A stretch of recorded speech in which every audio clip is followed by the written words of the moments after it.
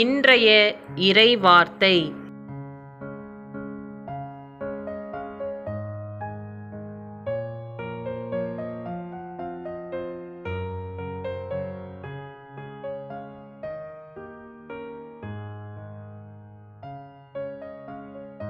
ஆண்டவரின் திருப்பெயரைச் சொல்லி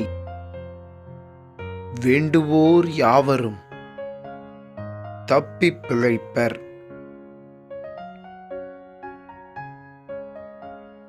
திருத்தூதர் பணிகள் நூல் 2வது அதிகாரம் 21வது இறை திரு வசனம்.